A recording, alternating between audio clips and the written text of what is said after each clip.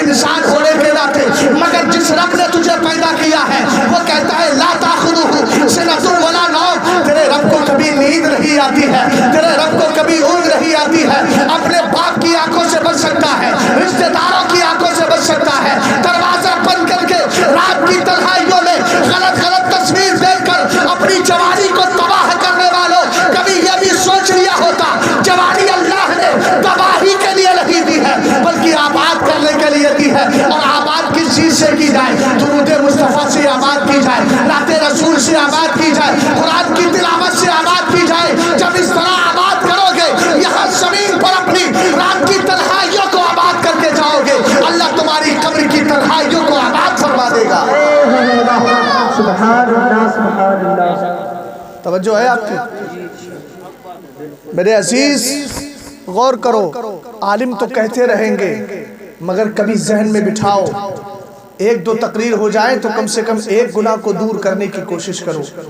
اور اگر آپ میں سے اب بھی کوئی ارادہ رکھتا ہو کہ اب میری شادی ہوگی تو میں اس میں گانے باجے کروں گا، تو آپ حضرات میں سے یہ عہد، یہ ارادہ بالکل چھوڑ دیں، اور ارادہ یہ کریں کہ جب شادی ہوگی تو انشاءاللہ میں مصطفیٰ کی محفل سے جاؤں گا تاکہ آمنہ کے لال میری محفل سے خوش ہو جائے۔ توجہ ہے؟ سرکار علیہ السلام فرماتے ہیں کلو خطبت لیس فیہا تشاہد فہی کالید الجزمہ۔ میرے سرکار فرماتے ہیں وہ منگنی، شادی نہیں، شادی سے پہلے کا اسٹیپ منگنی کا ہوتا ہے، وہ منگنی جس میں اللہ کا ذکر نہ کیا جائے تو وہ کٹے ہوئے ہاتھ کی طرح۔ آپ کے لڑکے کی ہاں ہوئی، لڑکی والے لڑکے والے جہاں سے بھی آئے، لڑکی والی ہے لڑکے والے ہیں تب بھی، اور لڑکی والے ہیں تب بھی منگنی ہو، میٹھا آیا ہے فاتحہ دلائیے، ہو سکے کسی عالم کو بیٹھ کر کے اپنے گھر میں ذکر مصطفیٰ کروائیے، یہ ہے اسلام کا طریقہ۔ سرکار نے فرمایا ہر وہ منگنی، ہر وہ پیغام نکاح جس میں اللہ کا ذکر نہ ہو تو کٹے ہوئے ہاتھ کی طرح ہے۔ آپ سمجھ رہے کٹے ہوئے ہاتھ کا مطلب کیا ہے؟ اگر کسی کا ہاتھ کٹا ہوا ہو تو وہ آدمی کمپلیٹ نہیں مانا جاتا، انکمپلیٹ مانا جاتا ہے۔ لوگ بھی کہتے ہیں یہ معذور ہے، لوگ بھی کہتے ہیں یہ ہاتھ سے بیکار ہے، لوگ بھی کہتے ہیں یہ کام کے قابل نہیں ہے۔ ابے وہ تو چھوڑو، اگر وہ مزدوری کرنے چلا جائے تو جو مزدور کے مزدور لینے آتا ہے، اجرت دے کر کے مجیر آتا ہے، وہ دیکھ کر کے واپس ہو جاتا ہے، کہتا ہے اس کا ہاتھ نہیں ہے، کام کیسے کرے گا؟ مصطفیٰ کریم علیہ السلام نے یہ حدیث میں ارشاد فرما کر ہمیں ذہن یہ دیا ہے اگر تمہاری شادیوں میں اللہ کا ذکر نہیں ہوگا تو یاد رکھنا شادی کمپلیٹ نہیں ہوگی۔ آج اگر تباہی نہ سہی تو شادی کے بعد تباہی ضرور آئے گی۔ گھروں میں نقصانات پیدا ہوں گے، آپسی اختلافات پیدا ہوں گے، اس کی نحوستی آئے گی۔ اگر پھر بھی نظر نہیں آتی ہے تو اس کی نحوست اولاد میں نظر آئے گی، اولاد نافرمان ہو جائے گی۔ میں پوچھنا چاہتا ہوں عزیز جن کے یہاں شادیاں ہوتی ہیں، اگر وہ بینڈ باجا اور گاجے باجے بجاتے ہیں اور وہ سمجھتے ہیں ہماری شادی اچھی رہی، ہمیں کھانا اچھا ہوا، ہمارا جہیز اچھا آ گیا، لڑکی خوبصورت مل گئی، مگر یاد رکھنا دنیا والے کہتے ہیں رب کی لاٹھی میں آواز نہیں ہوتی۔ ہم نے کہا یقیناً بات یہ ہے جب عذاب آتا ہے اور جب قہر خدا بندی نازل ہوتا ہے تب زمانے کو معلوم نہیں ہوتا، یہ بہوستیں بہت دور تک چلی آتی ہے۔ قرآن کہتا ہے نا وما اصابتکم من مصیبت فبما کسبت ایدیکم، اگر تم پر مصیبت آتی ہے وہ تمہارے کرتوتوں کا نتیجہ ہے۔ آج شادی میں گانا باجا کیا، اگر دوسرے دن اس کا اثر ظاہر نہیں ہوا، اس کی نحوست اگر کل نہ ہو تو پرسوں ہوگی، پرسوں نہ ہو تو اترسوں ہوگی، اس بھی نہ ہو تو کم سے کم 1-2 سال کے بعد ہوگی، اولاد کی شکل میں ہوگی۔ اولاد کوئی نافرمان نکل جائے گی، اولاد کوئی قاتل نکل جائے گی، اولاد کوئی بدمعاش نکل جائے گی۔ اتنا یاد رکھنا جب رب نے قرآن میں اعلان کر دیا ہے تم پر مصیبتیں آتی ہیں وہ تمہارے کرتوتوں کا نتیجہ ہوتا ہے۔ اور اتنا یاد رکھنا اللہ کا یہ کرم ہے بہت سے گناہوں کو تو معاف کر دیتا ہے، ورنہ اگر ہر گناہ کی بات آ جائے تو ہم کھانے کے قابل نہیں ہے، ہم پینے کے قابل نہیں ہے، ہم تو اس لائق بھی نہیں ہے ہمیں پانی کا ایک قطرہ دیا جائے، ہم اس لائق نہیں ہے ہمیں کھانے کا ایک ٹکڑا، روٹی کا ایک ٹکڑا دیا جائے۔ اسی لیے تو اللہ فرماتا ہے انی لاہم بہل الارض عذابا فاذا نظرت الى عمار بیوت والمتحابین فیہا والمستغفرین بالاسحار صرفت عنہم۔ اللہ کہتا ہے میں دنیا والوں پر عذاب بھیجنے کا ارادہ کر لیتا ہوں، لیکن جب میری نظر پڑتی ہے ان بندوں پر جو میری مسجدوں کو آباد کرتے ہیں،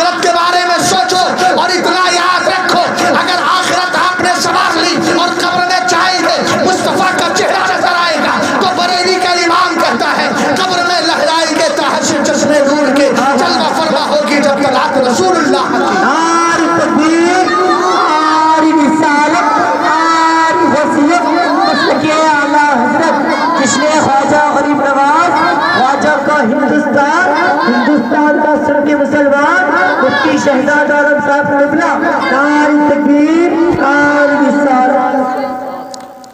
اور میری قوم کا نوجوان اور میری بہنیں جو رات کی تنہائیوں میں دوسروں سے موبائل کے ذریعے بات کر کے اپنی زندگی تباہ کرتی ہیں، کبھی اس باپ کی بارے عزت کے بارے میں سوچ لیا کرو جس باپ نے رات کی تنہائیوں میں رو رو کر رب سے دعائیں کر کے تمہاری تربیت اور تمہارے لیے خیر مانگی۔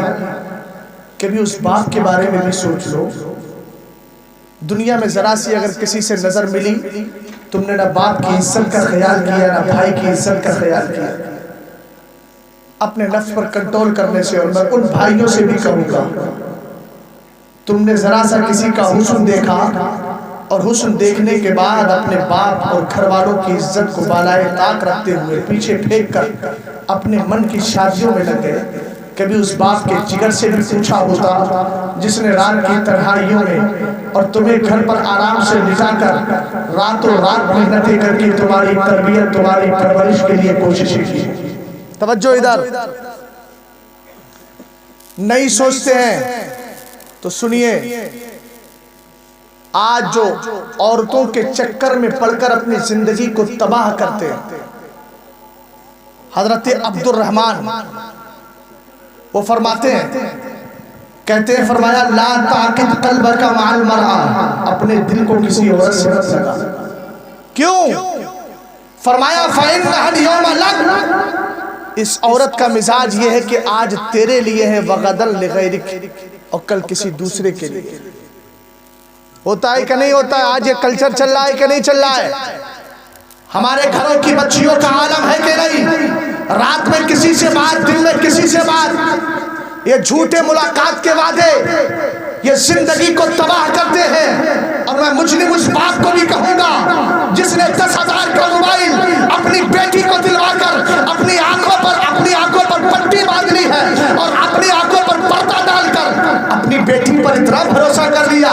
ارے قرآن کہتا ہے حضرت یوسف علیہ السلام کے قول کی حکایت، وما ابرئ نفسی ان النفس لامارۃ بالسوء، نبی سے کبھی گناہ نہیں ہوتا ہے، مگر حضرت یوسف نے کہا تھا میں اپنی پاکی بیان نہیں کرتا اس لیے کہ نفس تو گناہوں کی طرف لے کر کے جاتا ہے۔ تم نے اپنی بیٹی کو 10,000 کا موبائل دلایا، اپنے بیٹے کو 10,000 کا موبائل دلایا، واٹس ایپ وہ چلا رہا ہے، فیس بک پر وہ لگا ہوا ہے اور نہ جانے کیا کیا چلاتا ہے، یوٹیوب سے زندگی برباد کرتا ہے۔ کبھی تو نے بیٹے کو 10,000 کا موبائل دلا کر اس سے حساب بھی لیا کہ تو استعمال کس میں کر رہا ہے؟ کاش تو نے موبائل دلایا ہوتا اور اپنے بیٹے سے کہا ہوتا فلاں عالم کی تقریر سن لے، سنی سعود عقیدہ کی، تاج الشریعہ کی آڈیو سن لے، فلاں عالم کی نعت سن لے، فلاں خطیب کی تقریر سن لے، فلاں شاعر کی نعت سن لے، تاکہ تیرے دل میں عشق مصطفیٰ پیدا ہو جائے اور جب تو رات کو سوئے تو یہ کہتا ہوا سوئے حبیب خدا کا نظارہ کروں میں، دل و جان ان پہ نثارہ کروں میں، میرا دین و ایمان فرشتے جو پوچھے تمہاری ہی جانب اشارہ کروں میں۔ مگر یہ کرے گا کیسے؟ جب بیٹی کو بٹھا کے، جوان بیٹی کو خود ٹی وی دیکھ رہا ہے۔ نہ جانے غیرت کا پانی کس قدر میری قوم کی آنکھوں سے سوکھ گیا ہے۔ اس بے حیا باپ سے اگر پوچھا جائے تیری شرم اتنی بھی نہیں رہی کہ تو اپنی بیٹی کو ساتھ میں بٹھا کے گندی تصویریں خود بھی دیکھ رہا اور بیٹی کو بھی دکھا رہا؟ کہاں تیرا کلچر گیا؟ کہاں تیرا مذہب اسلام گیا؟ زبان کی چٹنی سمجھ لیا ہم نے اسلام کو۔ ذرا کچھ ہوا، کسی کے یہاں میلاد ہوا، ٹوپی لگائی چلے گئے، اور جیسے ہی ہٹے ویسے ہی اپنی عادتوں میں ڈٹ جاتے۔ اسلام کو ہم نے صرف ایک چٹنی سمجھ رکھا ہے، جب مزہ لینا ہوا تھوڑا سا چکھ لیا، اس کے بعد پھر چٹنی کو اٹھا کے رکھ دیا جاتا ہے، پوری نہیں کھائی جاتی۔ یہ میں نہیں کہتا، حضرت حسن بصری کہتے ہیں انما الدین احدکم لعقۃ علی لسانی، تم میں سے ہر ایک کا دین اس کی زبان کی چٹنی بن چکا ہے، جب چاہتا ہے مزہ لے لیتا اس کے بعد چھوڑ دیتا ہے۔ یہ اسلام نہیں ہے۔ اسلام تو یہ کہتا ہے اگر میدان کربلا میں 72 ہو اور ادھر 22,000 کا لشکر ہو تب بھی اسلام کا دامن نہیں چھوڑنا، گردن قربان کر دے گا۔ سنو میرے آقا علیہ السلام نے کیا فرمایا؟ میری بہنیں اگر سن رہی ہے تو سنیں، دوسروں کی بچیوں پر عیب لگانے والیوں، کبھی اپنے چہروں کو بھی آئینے میں دیکھ لیا کرو۔ کبھی اپنی بیٹیوں کے رنگ پر بھی توجہ دے دیا کرو. کسی کی بیٹی دیکھنے جاتے ہو اور جاتی ہے تو اس پر داغ پڑی ہے, کان چھوٹے ہیں, منہ ایسا ہے, میں کہتا ہوں تجھے کیا حق ہے کسی کی بیٹی پر انگلی اٹھانے کا؟ پہلے اپنے چہرے کو دے, اپنے بچوں کے چہرے کو دے. تو کہیں جنت کی حور تو بن کے نہیں آئی ہے؟ ہم نے تو قرآن میں یہ پڑھا ہے نا, لقد خلقنا الانسان فی احسن تقویم, ہم نے انسان کو سب سے اچھی شکل میں پیدا کیا ہے. آخر جس کی بیٹی تو دیکھنے گئی ہے وہ بھی تو انسان ہے, اس کا باپ انسان ہے تو بیٹی بھی انسان ہوگی, بھائی انسان ہے تو بہن بھی انسان ہوگی. انسان کو اللہ کہہ رہا ہے میں نے سب سے اچھی شکل میں پیدا کیا ہے. اب پھر تو کون ہوتی ہے اس پر جو عیب لگا رہی ہے؟ اس کی ناک ایسی ہے, ارے تجھے رشتہ نہیں کرنا ہے تو خاموشی سے کہہ دے ہم آپ کا رشتہ نہیں قبول کر پائیں گے, یہ رشتہ پکا نہیں ہو پائے گا, اتنا کہہ کر کے چھوڑ دے. مگر کسی کی بیٹی پر عیب کیوں لگاتی ہے؟ جس طریقے سے تیرے بیٹی تیرے دل کا ٹکڑا ہے اور تیرا لخت جگر ہے, اسی طریقے سے دوسری کی بیٹی بھی تو اس کا لخت جگر ہے, اس کے دل کا ٹکڑا ہے, وہ بھی تو اپنی اولاد سے پیار کرتا ہے. خدا نہ ایسی سوالوں سے بچو اور کسی کی بچی پر عیب نہ لگاؤ. اور سنو, اگر شادیوں میں دیکھنا ہے تو دیکھو, سرکار علیہ السلام فرماتے ہیں لا تزوجوا النساء لحسنهن فعسى حسنهن ان يرضيهن ولا تزوجوهن لاموالهن فعسى اموالهن ان تطغيهن ولكن تزوجوهن على الدين. سرکار فرماتے ہیں عورتوں کو اس لیے, عورتوں سے اس لیے شادی مت کرو کہ وہ حسین و جمیل ہے. کسی عورت کے حسن کو دیکھ کر شادی مت کرو,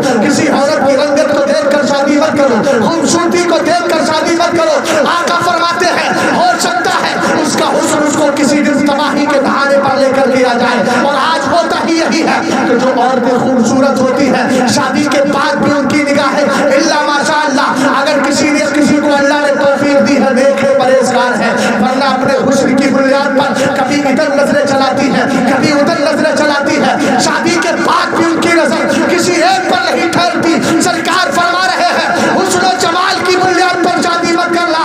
ہو سکتا ہے ان کا حسن و جمال ان کو تباہ کر دے, ان کو برباد کر دے. اور فرمایا مال کی بنیاد پر بھی شادی مت کرنا. ہو سکتا ہے مال لے کر کے آئے تو سرکس بنا باقی بنا دے, کبھی ساس کا گلا پکڑے, کبھی سسر کا گلا پکڑے, کبھی دیور کے لیے برا بولے, کبھی گھر میں آ کر اختلاف کرائے اور بار بار یہ تانے دے میرے پاس تھا کیا, جو کچھ دیا ہے میرے باپ نے دیا ہے, یہ کار تیرے پاس کہاں تھی, یہ مال تیرے پاس کہاں تھا, تو بھوکمری کا شکار تھا, میرے باپ نے تجھے برتنے کے لیے سامان دے دیا. سرکار کی بات سمجھ نہیں آتی ہے. آقا کریم کی بارگاہ میں عرض کرو آقا مال والی سے بھی شادی نہ کرے, حسن و جمال والی سے بھی شادی نہ کرے تو کس سے شادی کرے؟ سرکار فرماتے ہیں وَلَكِنْ تَزَوَّجُوهُنَّ عَلَى الدِّينِ, اگر شادی کرنا ہے تو دیندار عورت سے شادی کرو, پرہیزگار سے شادی کرو. میں بہنوں سے پوچھنا چاہتا ہوں, ماؤں سے پوچھنا چاہتا ہوں, اپنے بھائی کا رشتہ دیکھنا چاہتی ہو, کبھی یہ دیکھتی ہو, کبھی یہ پوچھتی ہو کہ یہ بتاؤ نماز فجر پڑھتی ہے کہ نہیں تمہاری لڑکی, قرآن کی تلاوت کرتی ہے کہ نہیں, روزے مکمل لگتی ہے کہ نہیں, ذکر خیر کرتی ہے کہ نہیں, تاج الشریعہ سے پیار ہے کہ نہیں, بزرگوں سے پیار ہے کہ نہیں. جس دن ہمارا یہ معیار بن جائے گا, جس دن ہمارا یہ مثال بن جائے گا, حسن بعد میں دیکھیں گے, نماز پہلے دیکھیں گے, تقویٰ باہم نہم اس کے بعد اس کے چہرے پر نظر بعد میں ڈالیں گے, پہلے اس کے چہرے پر یہ دیکھیں گے نمازوں کا نور ہے کہ نہیں, عبادت کا نور ہے کہ نہیں, اس کے اندر تقویٰ ہے کہ نہیں, پرہیزگار ہے کہ نہیں. اس لیے کہ معاملہ یہ ہے جب عورت نیک ہوتی ہے تقویٰ شعار ہوتی ہے. اگر سسر بے نمازی ہے اور بہو نماز والی آئی ہے تو ایک دن سسر بھی سدھرتا ہوا نظر آئے گا, دیور بھی سدھرتا ہوا نظر آئے گا. اور جس گھر میں کسی نیک کا قدم رکھا جاتا ہے اللہ بے شمار برکتیں پیدا کرتا ہے اور نہ جانے کتنی مصیبتوں کو ٹال دیا کرتا ہے. سمجھ گئے آپ؟ میرے سرکار نے جب اپنی بیٹی کی شادی کی تھی سیدہ کائنات کی فاطمہ الزہرا کی, توجہ ہے, اور جب نیک پرہیزگار لڑکی ہوگی نا تو پھر اس کی بولی بھی بڑی صاف ہوگی. اگر باپ کچھ کرنا بھی چاہے گا تو وہ کہے گی ابو جان میں نے نمازیں پڑھی ہیں, عبادتیں کی ہیں, نیکوکاری کی ہے, پرہیزگاری کی ہے. میں ایسی لڑکیوں کو بھی جانتا ہوں اپنے رشتہ داروں میں کہ ان کا عالم یہ ہے کہ ان کے گھر کے اندر بہن کی شادی ہوئی, جیسے ہی کسی نے ڈھول بجانے کی کوشش کی وہ فوراً بگڑ گئی اور کہا ہمیں گھر سے باہر کر دیجیے, ہم گھر میں نہیں رکیں گے. یہ جو باپ ہوتا ہے نا دل میں اس کے بھی ہوتا ہے, بینڈ باجا اس کے بھی دل میں ہوتا ہے, یہ تو محض ڈھکوسلے بازی ہوتی ہے کہ بیٹے نہیں ماننا ہے، فطرت تو تیری خراب تھی، اولاد کو مجرم کیوں قرار دیا؟ یہ ہنسنے کی بات نہیں میرے بھائی، مرنے کی بات ہے ہمارے لیے۔ کتنی غیرت کی بات ہے ایک مسلمان جس کو سرکار نے اسلامی کلچر دیا تھا، جس کو میرے مصطفیٰ کریم علیہ السلام نے بڑی محنتوں سے سینچا تھا، آج اسی مذہب اسلام سے ہم اتنے دور ہو گئے، ہمارے چہرے، ہمارا رہن سہن، ہماری قول کلچر، ہمارا طور طریقہ، یہ ساری چیزیں ان سے لگتا ہی نہیں کہ یہ بھی اسلام کے ماننے والے۔ توجہ ہے؟ ایک اور بیماری آتی ہے میری بہنوں کی، اس لیے کہ باپ تربیت نہیں کرے گا تو اولاد اور لڑکیاں لڑکے سب بگڑے ہوئے ہوں گے۔ اگر کسی عالم کا رشتہ آ جائے، یہ عالم نہیں غیر عالم ہے مگر بیچارہ علماء سے جڑا ہے، چہرے پر داڑھی سجا لی ہے، کماتا بھی ٹھیک ٹھاک ہے، شریف آدمی ہے، تو لڑکیاں کہتی ہیں ہم داڑھی والے سے شادی کریں گے۔ بولو ہوتا ہے کہ نہیں ہوتا ہے؟ یہ ہماری بچیوں کی زبان پر ہوتا ہے۔ میں مجرم بچی کو بعد میں قرار دوں گا، پہلے باپ کو دوں گا۔ تو نے اتنا بھی نہیں سمجھایا بیٹی، اگر کسی کے چہرے پر سنت سجی ہو، اگر میرے چہرے پر نہیں ہے مگر کسی اور کے چہرے پر ہے، تو سنت ہونے کے اعتبار سے اس کا احترام ضرور کرنا۔ میری بات اور میرے چہرے کو مت دیکھنا، سرکار کی سنت کو دیکھ لینا۔ اسلام میں ایسی بھی بچیاں ہیں، آج ہمارے یہاں رشتہ ہوتا ہے تو ہم کیا کرتے ہیں؟ ہماری بیٹی جوان ہوئی، بہن جوان ہوئی، ہم کہتے ہیں بھائی آپ کی بھتیجی جوان ہو گئی ہے، رشتہ دیکھ لینا۔ مگر ایک بزرگ تھے، ان کا معاملہ بالکل برعکس تھا، بیٹی جوان ہو گئی تو کبھی اس مسجد میں نماز پڑھ رہے، کبھی اسی اس مسجد میں۔ آپ تو دیکھتے ہیں نا، اگر کہیں کسی بیٹی اور بیٹا جوان ہوتے ہیں تو انہوں نے کہہ دیا ہاں رشتہ میں میرے پاس ایک اچھا رشتہ ہے، تو اس کے گھر جا کر لڑکی دیکھنے جاتے ہیں۔ ہم نے کہا گھروں پر رشتے تلاش کرتے ہیں ہم، مگر اس ولی کا معاملہ یہ تھا، بیٹی جوان ہوئی، رشتہ گھروں پر تلاش نہیں کر رہے ہیں، اللہ کے گھر میں تلاش کر رہے ہیں، مسجد میں تلاش کر رہے ہیں۔ محلے کے امام صاحب نے کہا حضرت نماز پڑھنے کیوں نہیں آتی؟ کہا میری بیٹی جوان ہو گئی ہے۔ کہا حضرت بیٹی جوان ہو گئی تو نماز محلے میں کیوں نہیں؟ کہا میں محلے میں ایک ٹائم آ گیا، اب میں ہر محلے میں الگ الگ نماز پڑھتا ہوں، کبھی اس مسجد میں امام کے پیچھے، کبھی اس مسجد میں، کبھی اس مسجد میں۔ کہا حضرت کیوں پڑھتے ہیں؟ کہا اس لیے پڑھتا ہوں تاکہ جا کر کے دیکھوں وہاں کوئی نوجوان نماز پڑھنے آیا ہو، دیکھوں کتنا نمازی ہے، کتنا پرہیزگار ہے، تقویٰ شعار ہے۔ میں اپنے بیٹی کے رشتہ تلاش کر رہا ہوں۔ فرماتے ایک دن ایسا ہوا، اپنی بیٹی کے پاس آئے، کہا بیٹی مجھے رشتہ مل گیا ہے، تمہارے لیے لڑکا میں نے چن لیا ہے، فلاں مسجد میں ملا۔ اس کا عالم یہ ہے نماز فجر پڑھتا ہے، قرآن لے کر بیٹھ جاتا ہے، ظہر تک قرآن کی تلاوت کرتا رہتا ہے، اس کے بعد شوہر کے بعد بھی قرآن پڑھتا ہے، اس کے بعد اللہ کا کرم ایسا ہے، گھر اس کا بہت اچھا نہیں ہے، غریب ہے، زیادہ مال والا نہیں ہے، مگر بڑا پرہیزگار ہے، اگرچہ مال کے اعتبار سے مالدار نہیں مگر نیکیوں کے اعتبار سے بڑا مالدار ہے۔ آئے باپ کا جب قول سنا تو بیٹی اندر سے خوش ہونے لگی، کم سے کم چلو اچھا ہے، اس لیے کہ جب شوہر نیک ہوگا، اگر بیوی قیامت کے دن بدکار بھی ہوگی تو اللہ تعالیٰ اس شوہر کی برکت کی وجہ سے اس بیوی کو بھی جنت کا حقدار بنا دے گا۔ آقا کریم علیہ السلام کے دیوانوں ولی کامل کہتے ہیں بیٹی اس کا عالم یہ ہے، ایک دن آتا ہے نکاح ہو گیا، نکاح ہونے کے بعد بیٹی نے جب پہلا قدم گھر میں رکھا تو کیا دیکھا؟ ایک پرانا سا گھر ہے، ایک چھپڑ والا گھر ہے، اندر گھسی تو کیا دیکھا؟ ایک مٹکا یعنی ایک جو ہے وہ کھڑا رکھا ہوا ہے، اس کھڑے کو اوپر ایک سوکھی روٹی ہے۔ یہ آئی شوہر سے پوچھنے لگی میرے شوہر یہ بتائیے یہ مٹکا کیوں رکھا ہے، آپ نے کھڑا کیوں رکھا ہے؟ کہا اس میں پانی ہے۔ کہا پانی کے اوپر کیا ہے؟ کہا یہ سوکھی ہوئی روٹی ہے۔ اے میرے شوہر اس روٹی کا کیا کریں گے؟ اس نے کہا میں یہ روٹی کھاؤں گا اور آج رات میں اس گھڑے کا پانی پی کر میں سحری کروں گا۔ پہلی رات ہے مگر تقویٰ دیکھیے، آج تو ہوتا یہ ہے کہ شادیاں جب ہمارے گھروں میں ہوتی ہیں تو ہمارا باپ پنج وقتہ جماعت سے نماز پڑھنے والا بھی اس دن کی جماعت چھوڑ دیتا ہے، اور یہ اپنے عمل سے یہ ثابت کرنا چاہتا ہے کہ شادی میں تو چل جائے گا۔ میں نے کہا میرے عزیز یہ کسی وقت نہیں چلتا ہے، اس لیے کہ اللہ نے سب سے پہلے عبادت کے لیے پیدا کیا ہے، شادیاں بعد میں ہے، عبادت پہلے۔ اور یہ ہوتا کیا ہے؟ شادی سے پہلے تو میاں کبھی کبھی نظر آ جاتے تھے مسجد میں، اور شادی کے بعد تو عالم یہ ہے کہ اب میاں بالکل ہی نظر نہیں آ رہے۔ امام صاحب قبلہ تلاش میں ہے کہ کبھی آ جائیں نماز پڑھنے کے لیے، مگر یہ تو جمعہ میں چہرہ دکھاتے۔ حالانکہ میرے سرکار فرماتے ہیں من تزوج فقد استکمل الایمان، جو شادی کر لیتا ہے اس کا ایمان کمپلیٹ ہو جاتا ہے۔ بے شک سبحان اللہ۔ اور آگے ہمارے بزرگوں نے لکھا مسئلہ یہ ہے، اگر غیر شادی شدہ نماز پڑھے اور ایک طرف شادی شدہ نماز پڑھے تو شادی شدہ کی نماز غیر شادی شدہ سے 70 درجہ افضل ہے۔ تو شادی کے بعد تو نمازیں زیادہ پڑھنا چاہیے، مگر یہاں معاملہ الٹا ہو جاتا ہے۔ بہرحال یہ بزرگ کہتے ہیں، یار بیٹی کہتی ہے یہ بتائیے آپ نے روٹی کیوں رکھی ہے؟ کہنے لگے اس روٹی سے میں پانی سے سحری کروں گا اور 10-12 گھنٹے جب میرا روزہ مکمل ہو جائے گا تو میں اسی روٹی سے افطار کروں گا۔ جب اتنا شوہر کا زبان سے جملہ سنا تو بیوی کہنے لگی، اس بلی کی بیٹی کہنے لگی، میرے باپ نے تو کہا تھا تم بڑے نیک ہو مگر پورے نیک نہیں ہو، آدھے نیک ہو۔ یہ حیرت میں پڑ جاتا ہے، ارے میں نے کون سا جرم کر دیا جو تم مجھے آدھا نیک کہہ رہی ہو، انکمپلیٹ نیک کہہ رہی ہو؟ اس نے کہا میرے باپ نے کہا تھا بہت پرہیزگار ہے، بڑا اللہ کی ذات پر بھروسہ کرنے والا ہے، مگر مجھے تو اس کا الٹا لگ رہا ہے۔ اس نے کہا جرم تو بتا کون سا ہے؟ تو اس وقت بیٹی نے جواب دیا تھا، اس لیے کہ بیٹی کا باپ بڑا نیک تھا، بڑا پرہیزگار تھا، اپنی بیٹی کو اس نے گانے نہیں سنائے تھے بلکہ قرآن پاک کے ترانے سنائے تھے۔ اس نے اپنی بیٹی کو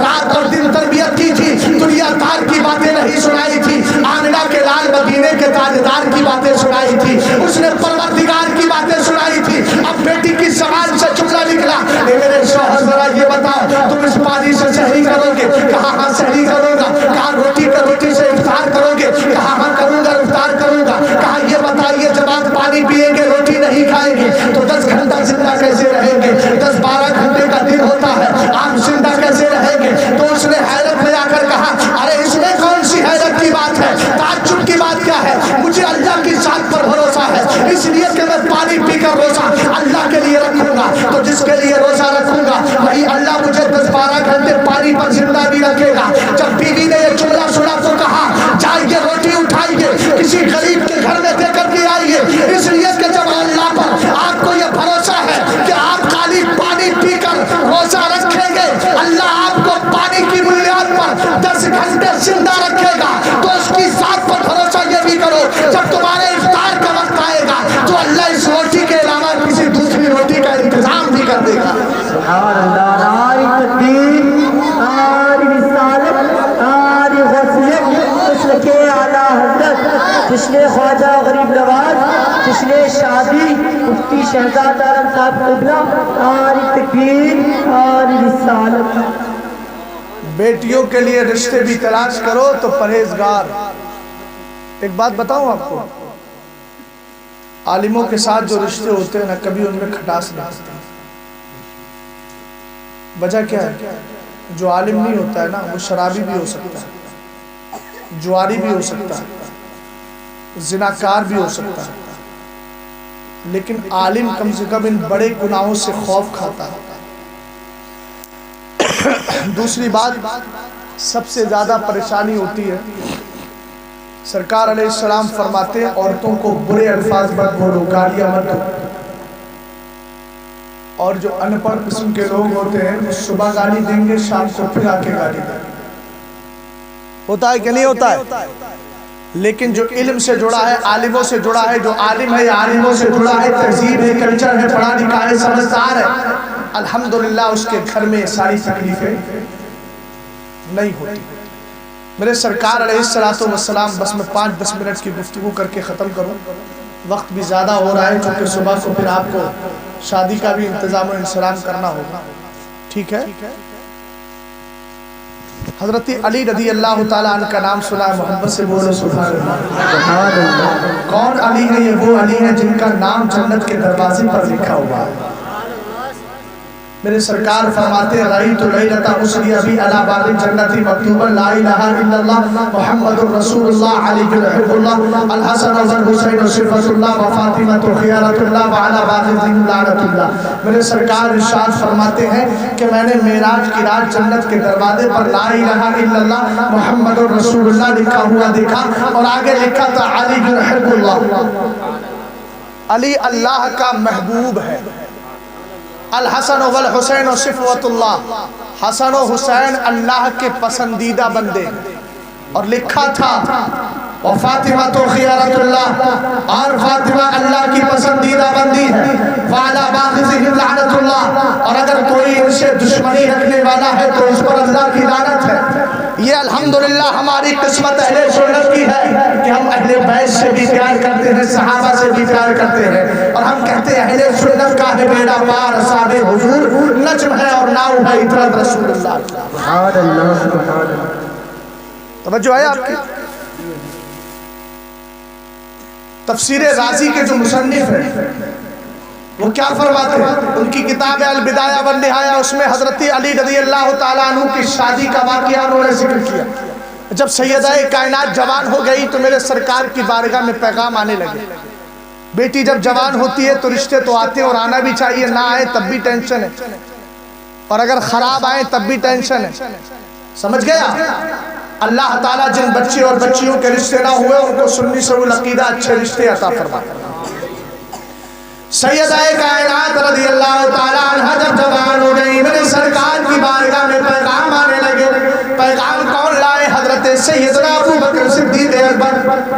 پیغام کون لائے؟ حضرت عمر فاروق اعظم۔ پیغام کون لائے؟ حضرت عبد الرحمن۔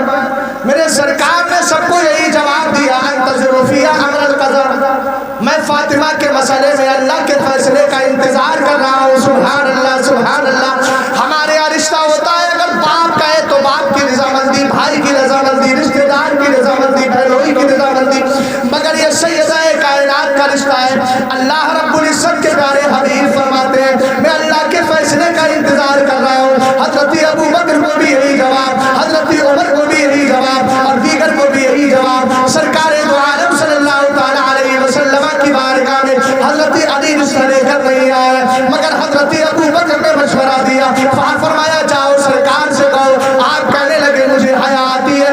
کیوں حیا آتی ہے؟ اس لیے کہ سرکار میرے چچا زاد بھائی بھی ہیں، آقا کریم علیہ السلام کی بارگاہ میں جا کر اپنے دل کی بات کیسے کہوں؟ مگر حضرت ابو بکر نے جب مشورہ دیا، آپ نے مشورے کو مانا، میرے نبی کی بارگاہ میں آئے، نظریں جھکی ہوئی ہیں۔ عامرہ کے لال فرماتے علی بولو کیوں آئے ہو؟ کہنے لگے سرکار میں فاطمہ کے لیے پیغام نکاح لے کر کے آیا ہوں۔ آقا علیہ السلام نے وہی جواب دیا جو جواب ابو بکر کو ملا تھا، جو جواب عمر کو ملا تھا، جو جواب دیگر کو ملا تھا۔ سرکار نے فرمایا انتظروا فیہا امر القضاء، میں اللہ کے فیصلے کا انتظار کر رہا ہوں۔ حضرت علی گھر گئے، تھوڑی دیر میں میرے آقا کی بارگاہ میں جبریل امین آ جاتے اور عرض کرتے ہیں بندہ نواز، اللہ تعالیٰ فرماتا ہے تم علی کے ساتھ فاطمہ کا نکاح کر دو۔ سبحان اللہ بولو محبت سے سبحان اللہ۔ دنیا میں ایسی کوئی شادی ہے؟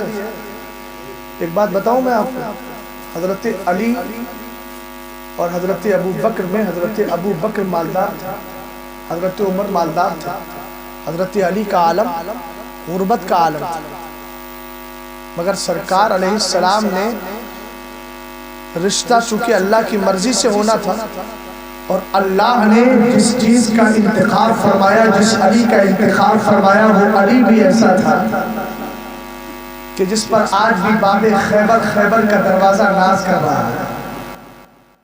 سرکار دو عالم صلی اللہ علیہ وسلم کے پاس جب جبریل امین پیغام لائے تو اللہ رب العزت کا پیغام سن کر کے میرے سرکار حضرت علی کے گھر گئے، کہا اہلاً و سہلاً مرحبا، اہلاً و سہلاً مرحبا، مبارک ہو علی، مبارک ہو۔ کہا میرے سرکار علیہ السلام کیا ہوا؟ آقا نے ارشاد فرمایا تمہارا پیغام قبول کر لیا گیا۔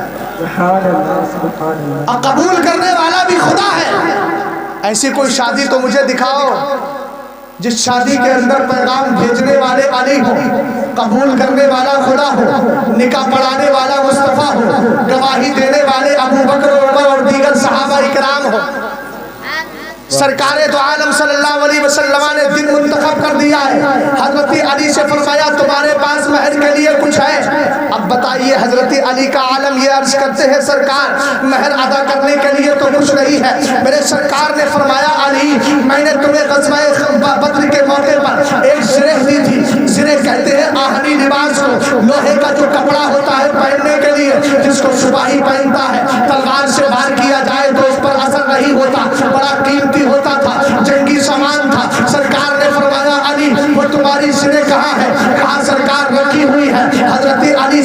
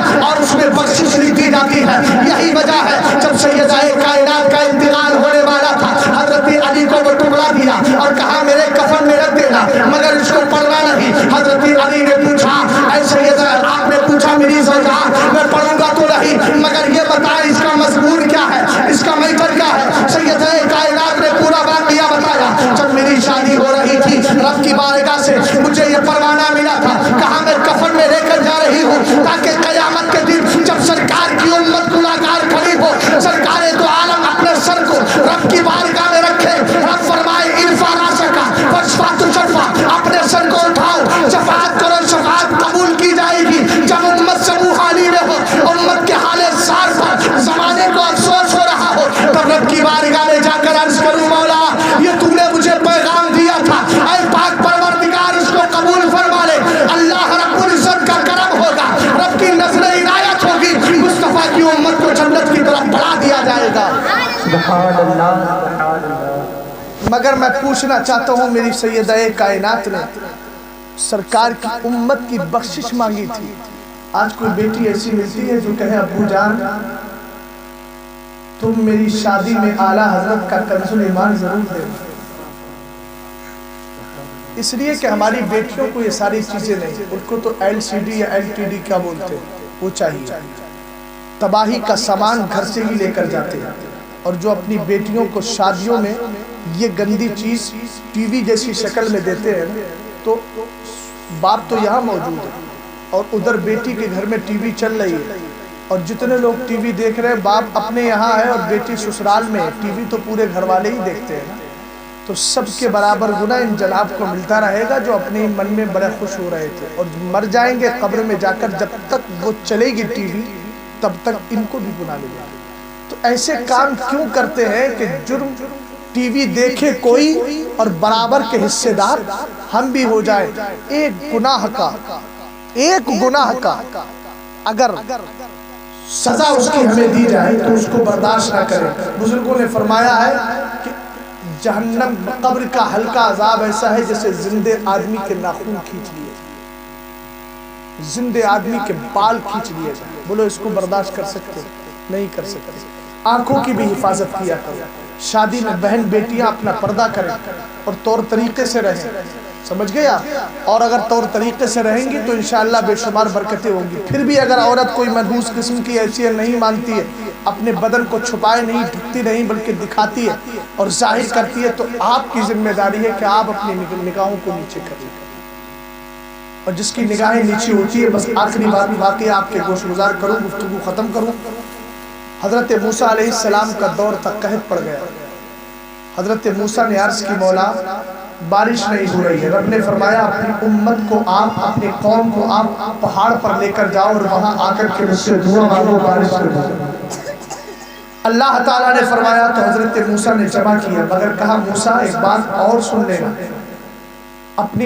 اپنے ساتھ ایسے لوگوں کو لے کر کے جانا جنہوں نے زندگی میں غیر محرم پر تو سب کی نظر پڑ سکتی ہے، وہ جائز بھی ہے، اس کا دیکھنا ناجائز ہے، غیر محرم پر اجنبیہ عورت پر کسی کی نظر نہ پڑی۔